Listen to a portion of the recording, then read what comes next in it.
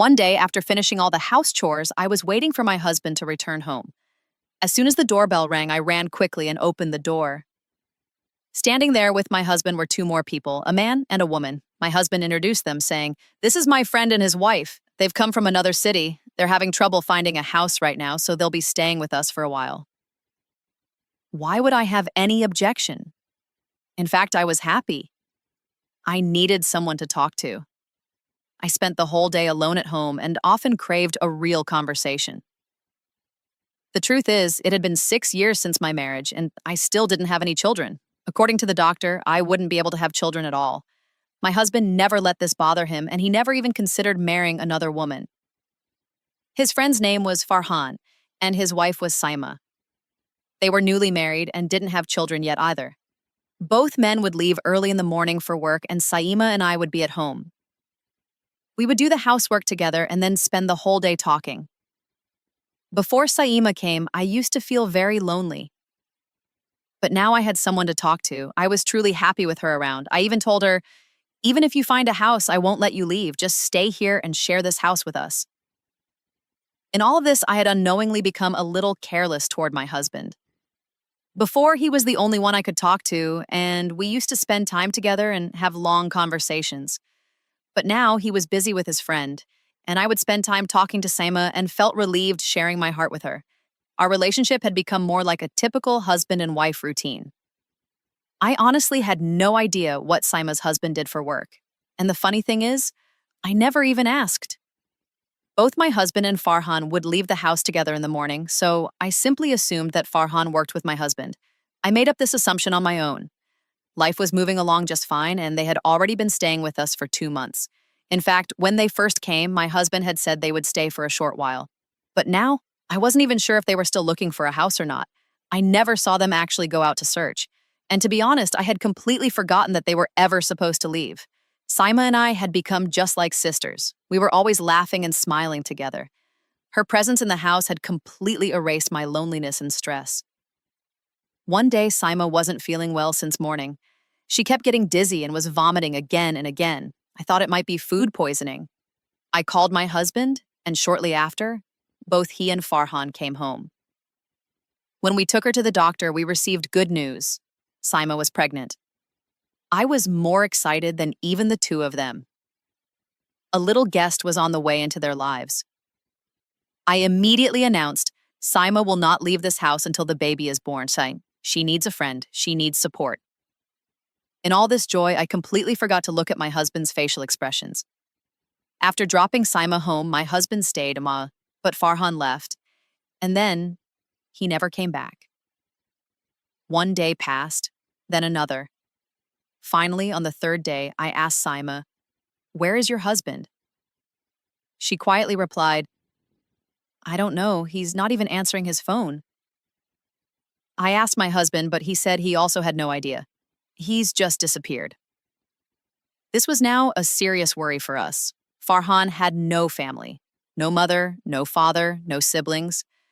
There was no one we could call to find out where he was. The only way to contact him was through his phone, which was now switched off. I asked my husband, "You both work together? Can't you find out from the office?"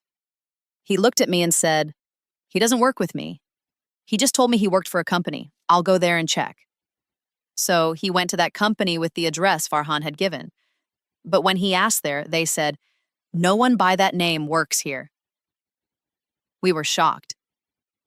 Saima was pregnant, soon to be a mother, and her husband had vanished. How could we even name this child if we didn't know what had happened to the father? I asked my husband, "How did you trust him so much? How did you get close enough to bring him into our home?" My husband replied, "We went to college together. Even back then, he didn't have any parents. Later, I met him again by chance and we reconnected. That's why I trusted him and brought him here." Everything was now getting more and more complicated. Saima, in her condition, needed good food, rest, and emotional support, but she had none of that. And the reason was her missing husband. My husband and I did everything we could to take care of Saima. He even took her to the hospital for regular checkups. During all this time, there was no news of her husband. He never returned.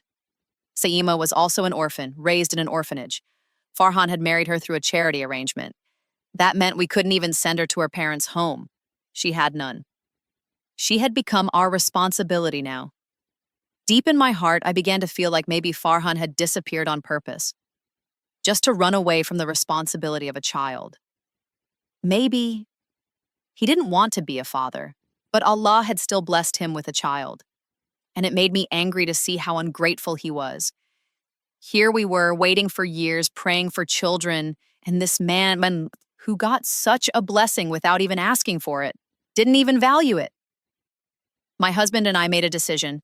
When Saima gave birth to the baby, we would adopt the child. But the problem was, and what would happen to her? Where would we take her? She was still married, under someone's name, so she couldn't be married to someone else. And most of all, where was her husband? How could a man who used to show so much love to his wife suddenly vanish like that? My husband and I had both seen his care and affection. It didn't make sense. I started to get worried. What if something bad had happened to him? Because if he really loved her, how could he just leave and not send any message? I begged my husband to file a police report, but for some reason he didn't want to involve the police, so we kept looking for Farhan on our own, and then, something happened that I could never have imagined. Not even in my worst thoughts. One day, my husband had taken Saima to the hospital. I was home alone when the doorbell rang. I thought they had returned, so I rushed to open the door with a smile. But standing at the door was Farhan. I stood there in complete shock. But my happiness overcame my shock.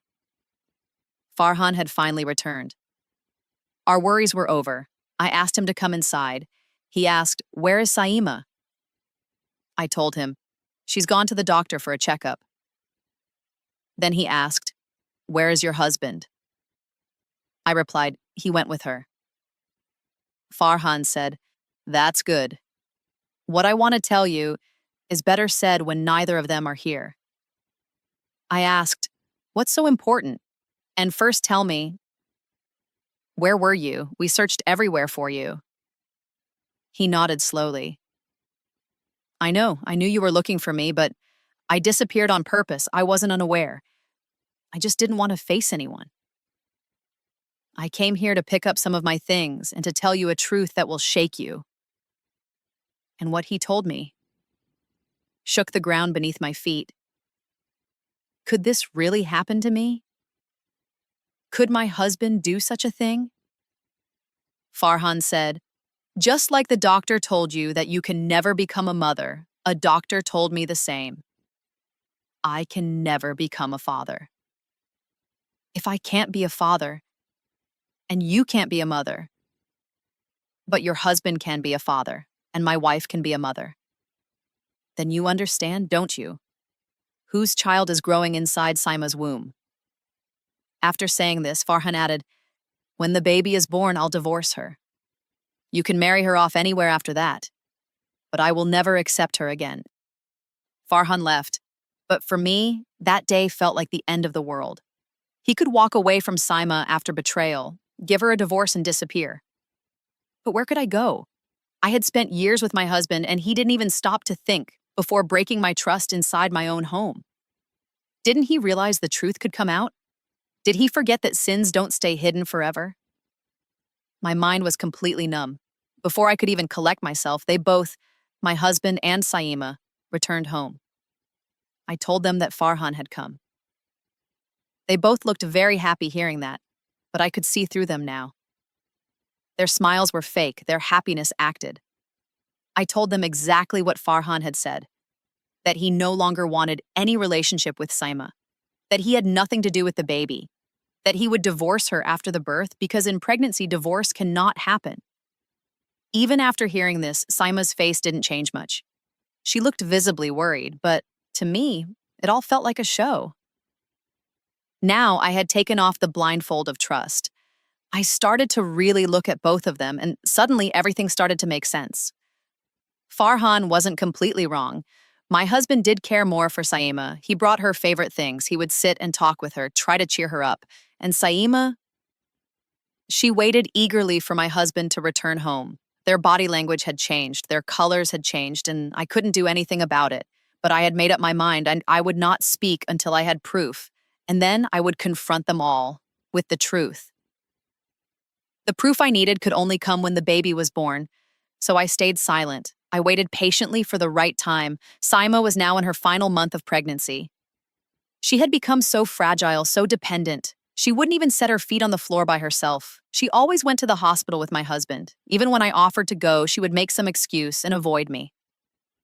Now, she even went for evening walks with my husband because the doctor had said it was important for her health. My position in the house had become like that of a maid. They both looked like the perfect couple. This was an extremely painful time for me, and it would be difficult for anyone who once loved, trusted, and then saw that love torn to pieces. That's exactly what happened to me. And I had been so foolish not to see what was happening between them. Now, in my heart, I was actually grateful to Farhan.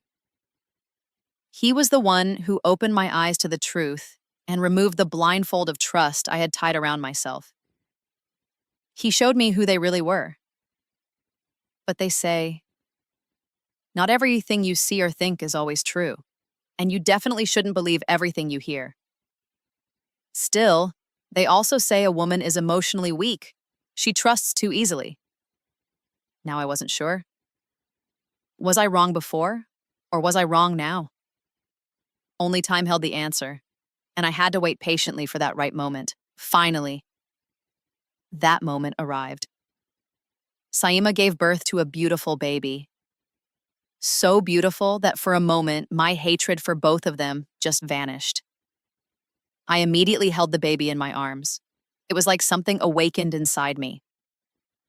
A deep, thirsty, motherly love that had been waiting for years. Saima returned home 2 days after her delivery. And I, who had once decided that I would get a DNA test done as soon as the baby was born, had somehow completely forgotten about that plan. Because now I had found a reason to love again. But after a couple of days, my senses came back. And one day, I made up a casual excuse and took the baby to the hospital. Once there, I had the baby's DNA test done. Normally, such tests aren't easily done, but I paid a large amount of money, and a private hospital agreed to do the DNA test. The test was completed, but as the day for the results came closer, my heart started pounding. I didn't know what I would do if Farhan's words turned out to be true. Would I scream in their faces? Would I throw the truth at them? But then I thought, what if my husband had secretly married Saima? What would be my place in this house? They would treat me like a servant, and I had no family to go back to. I could see my future falling apart, but I also knew I couldn't let these two sinners go unpunished.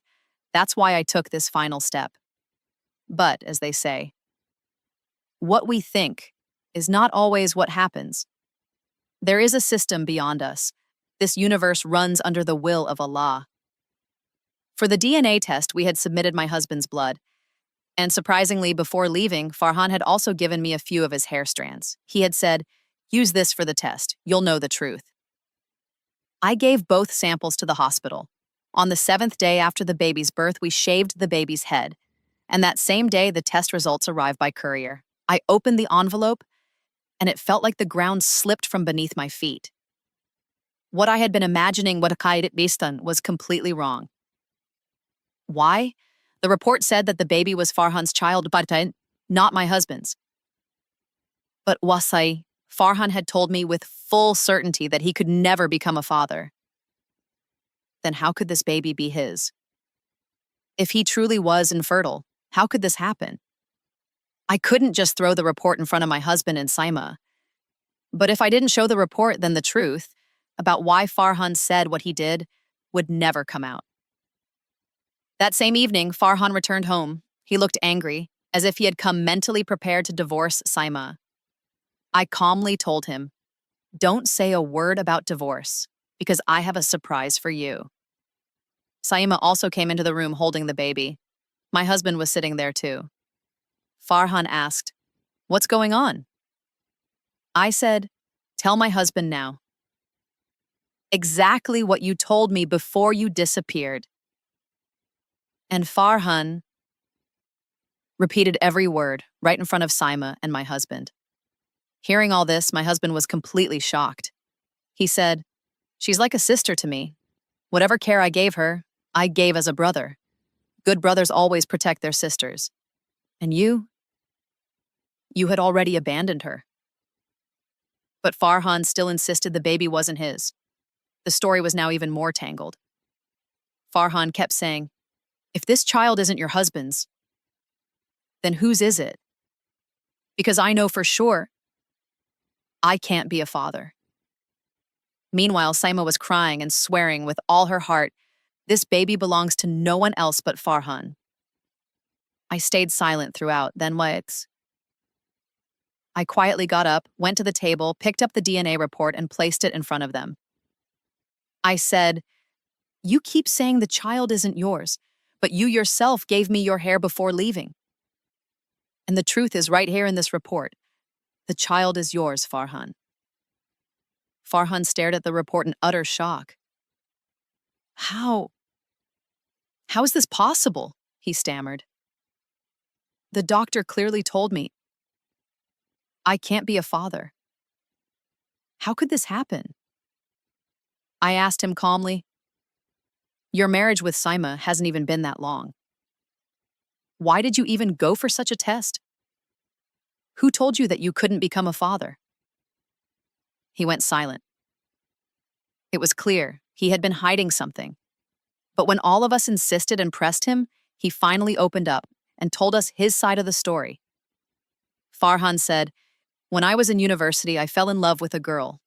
We got married, but even after 2 years, we didn't have a child because she insisted I got all my tests done. And the report said I couldn't become a father. That same girl divorced me, took Kula, and married someone else. Later, I met Saima at an orphanage. She had no one.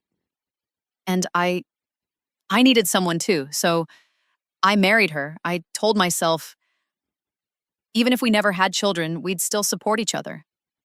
But when Saima became pregnant, I panicked. I left her and ran away." Now the story had taken a completely new turn. If Farhan really couldn't be a father, then how did this baby turn out to be his? This could only be called a miracle, something even science couldn't easily explain. Farhan still had all his old medical reports. My husband contacted one of his doctor friends and shared the entire case. The doctor said, "In medical science, we've never seen a man or woman who was truly infertile and then later developed the ability to have children. If this is real, it's a huge miracle."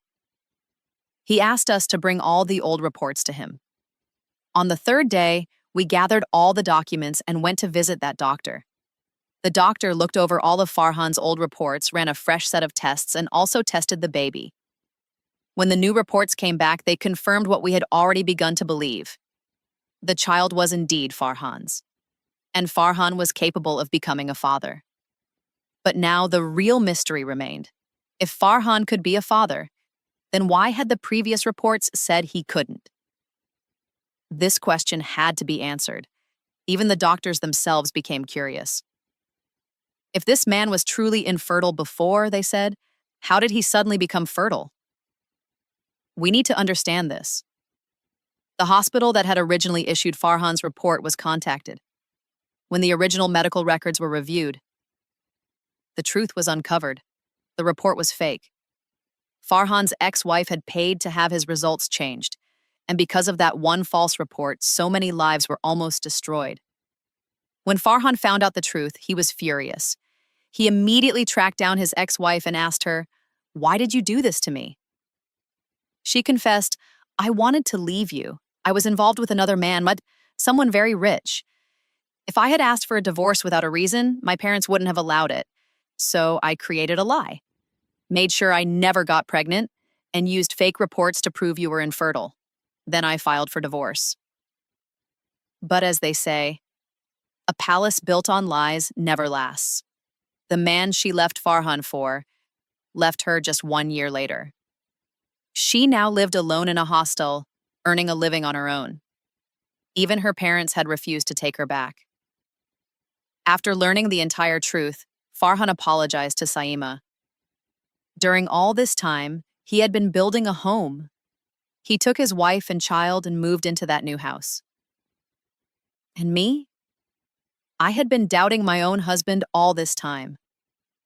I finally went to him and apologized too. Things slowly returned to how they used to be. But one woman's greed and lust had nearly destroyed multiple lives.